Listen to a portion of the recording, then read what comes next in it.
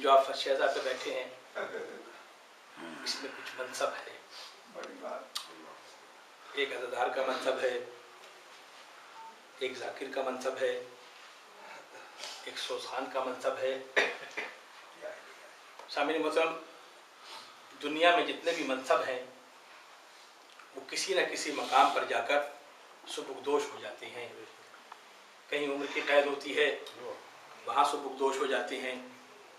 कहीं माजूर हो जाएं, वो सुबुकदोश हो जाते हैं। लेकिन ज़िक्र हुसैन का वो मनसब ऐसा है कि कभी आपने ये नहीं सुना होगा कि कोई साबिक़ ज़ाकिर है, कोई साबिक़ अज़ादार है, कोई साबिक़ नवाख़ा है। इसलिए कि फर्श-ए-अज़ा से जो वाबस्ता हो उस पर कभी ज़वाल नहीं आता। ये वो फर्श-ए-अज़ा है कि जिससे अगर कोई बेजान पत्थर भी वाबस्ता हो जाए तो वो भी खून के आंसू रोकर बताता है कि मैं हुसैन का हूँ। कपड़े का कोई टुकड़ा वाबस्ता हो जाए तो वो भी हवा में फरहरा हिल के बताता है कि उसकी हवा आपको शिफा देती है। बुज़ुर्गान मोहतरम, कोई घर वाबस्ता हो जाए वो फिर घर अपना नहीं होता, वो जनाब सैयदा का घर कहलाता है। बुज़ुर्गान गिरामी, ज़्यादा ज़हमत नहीं देना।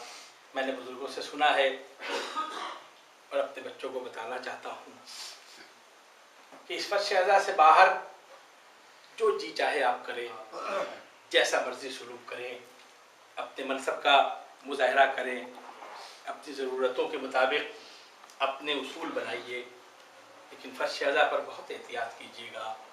इसलिए कि क्या खबर कि आपके पहलू में बैठा हुआ कोई जंजीर वाला, क्या पता किसी बीबियों में बैठी हुई कोई शहजादी किसी का इंतज़ार कर रही हो। तारीख़ का एक वाक़या है और बस रहमत से तमाम।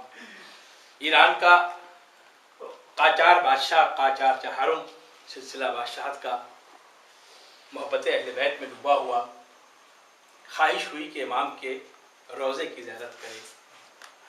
पूरे एहतमाम के साथ रोज़ा इमाम हुसैन की ज़ियारत को गया। ज़ियारत करने के बाद ज़ाहिर बैठे बुज़ुर्गान मोहतरम, ज़ियारत करने के बाद ये देखा कि इमाम के हरम में कालीन नहीं है, नंगा फर्श है, नंगे पाँव लोग वहाँ आते हैं, मौसमों की सख्ती झेलते हैं। दिल में ख्याल आया, ये कैसे मुमकिन है कि मैं ईरान का बादशाह हूँ और मेरे इमाम का हरम कालीन से खाली हो। तेज़ रफ्तार घोड़ों को हुक्म दिया सवारों को कि जाएँ और ईरान से दबीस कालीन लेकर आए। दबीस कालीन आए, खुद खड़ा हुआ, इमाम के हरम में कालीन बिछाया गया। अपनी निगरानी में पूरी मोहब्बत के साथ उस कालीन को बिछाया। जब कालीन बिछने लगा तो जो दूसरा दरवाज़ा था वहाँ से कुछ अज़ादार जिनके पाँव में मिट्टी लगी हुई थी, सर पे खाक था, सीने पे या हुसैन कहते हुए दाखिल होने लगे। इसने इशारे से कहा, देखते नहीं अभी कालीन नया है, तुम्हारे पाँव में गल रही है। बुज़ुर्गान गिरामी, अल्लामा देवबंदी की किताब है। इतना कहना था कि कालीन सिमटना शुरू हुए, लपेटना शुरू हुए।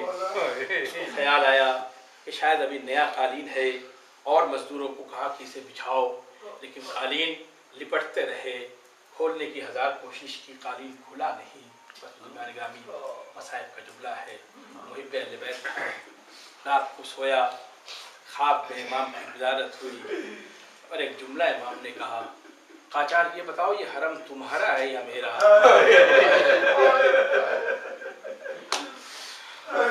तुमने ये इख्तियार किसने दिया कि तुम उन्हें हरम में आने से रोको, अपने कालीन उठाओ।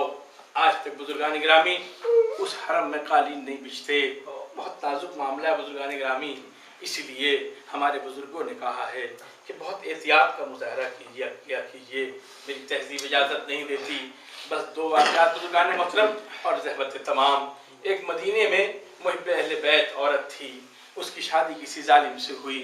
हर वक्त वो हुसैन को याद करके रोती थी, उस पर जुल्म व सितम करता था, जबर करता था, लेकिन वो छुप छुप कर हुसैन को रोया करती थी। एक दिन आया और उसने कहा, आज शाम मैं अपने कुछ दोस्तों को खाने पे बुलाया है, खाना तैयार करना। ये कह के वो घर से बाहर चला गया। बुजुर्गान गिरामी, मुस्तनद किताबें हैं। अभी वो खाना तैयार करना शुरू कर रही थी کہ کہیں سے ہائے حسین کی صدا آئی، کہیں سے ہائے حسین کی صدا آئی، بے ساختہ اس آواز کی طرف بھاگی، کیا دیکھا حسین کی مجلس ہو رہی ہے، بیٹھ گئی، روئے، علی اکبر کا پرسہ دیا، حسین کا پرسہ دیا، بہت دیر ہو گئی، اب جو واپس پلٹی تو ذہن میں خیال آیا شوہر بہت ظالم ہے، شوہر مجھ پہ ظلم کرے گا، بس بزرگان گرامی دیکھیں میری تہذیب اجازت نہیں دیتی، اشاروں میں گزر جاؤں گا، گھر کے قریب پہنچی تو گھر سے ایسی خوشبو آ رہی تھی جو اس سے پہلے کبھی سنی نہیں تھی،